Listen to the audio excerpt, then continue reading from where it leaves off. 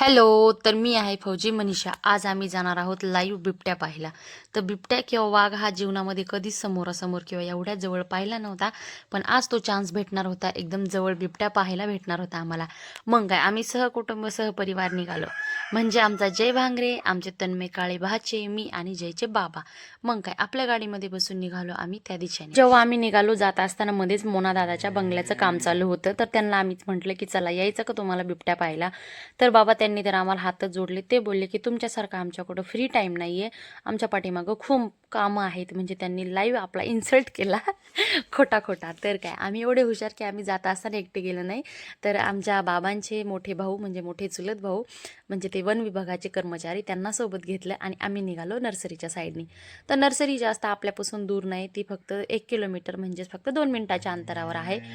तर चला पोचलो आपण नर्सरीच्या गेटवर. आता गेटमधून आत तर आपण गाडी घेऊन जाऊ शकत नाही कारण सिव्हिल गाड्या आतमध्ये अलाव नाही आहे.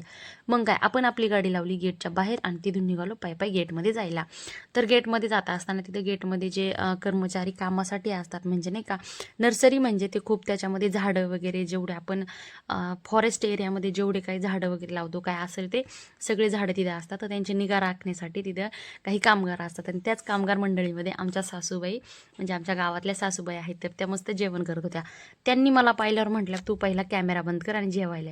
त्यांना म्हटलं तुम्ही जेवण करा तोपर्यंत हम बिबट्या देख के आते हैं.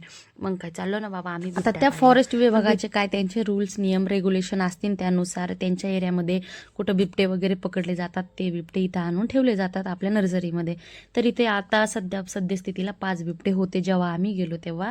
तर मस्त फर्स्ट टाईम आम्ही बिबटे पाहायला चाललो होतो आणि त्या नर्सरीमध्ये पण मी फर्स्ट टाईम एवढ्या दिवस होऊन म्हणजे सासरवाडीला असून किंवा एवढं सासरवाडीच्या जवळ असूनही कधी नर्सरीमध्ये गेले नव्हते. फर्स्ट टाईम गेले तेही काहीतरी निमित्त होतं म्हणून.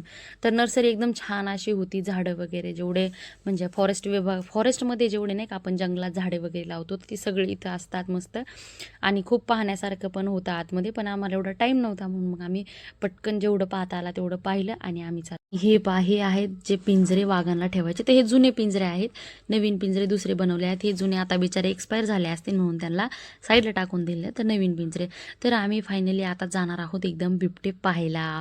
तर फायनली हे आहेत 5-6 पिंजरे, त्यामध्ये 5 वाघ ठेवलेले आहेत म्हणजे 5 बिबटे.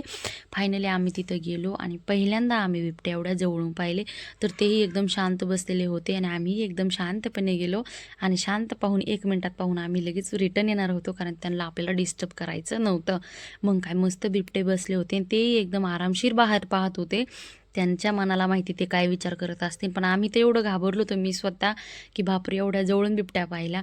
मग काय फायनली बिबटे वगैरे पाहून आम्ही पाठीमागे निघलो. पण जय भांगरेला आम्ही जवळ नेलं नव्हतं, तो घाबरेल वगैरे किंवा आवाज करेल म्हणून त्याला आम्ही पाठीमागेच तिथे एक कर्मचारी होते त्यांच्याजवळ आम्ही त्याला ठेवलं होतं. आणि मग काय तिथून बाहेर निघाल्याच्या नंतर मग जयचे काका म्हणजे हे आमचे मोठे भाई आहेत तर हे थोडीशी माहिती सांगत होते असं वगैरे तसं. तर सगळी माहिती वगैरे त्यांनी दिली आणि आम्ही निघालो तिथून बाहेर.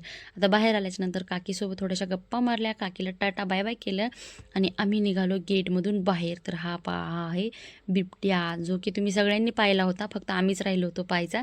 तर फायनली आजही तो आम्ही बिबट्या पाहिला. तर बाहेर आल्याच्यानंतर काकीसोबत गप्पा मारत असताना आमच्या सरांनी गाडी नेऊन लावली रस्त्याच्या त्या कडेला. मग काय जाऊन बसलो गाडीमध्ये. आता गाडीमध्ये बसल्याच्यानंतर आम्हाला इथून जायचं होतं अकोल्याला कारण आमचं एक छोटंसं कामही होतं.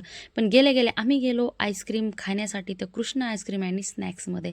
तर मस्त तिथे गेल्याच्या नंतर वातावरण आता जसंही आपलं मकर संक्रांती झाली की आपला उन्हाळा स्टार्ट होतं तसं उन्हाळा स्टार्ट झालेला आहे.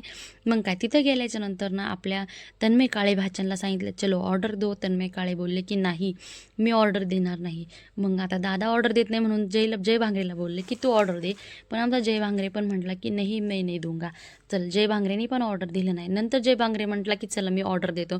तोपर्यंत आमच्या बाबांनी ऑर्डर दिली होती आणि ऑर्डरही आमचं आलं होतं. तर चला भेटू अशा नेक्स्ट आणि छान आणि इंटरेस्टिंग व्हिडिओमध्ये. त्यासाठी नक्की आपल्याला फॉलो करा. Bye bye. थँक्यू.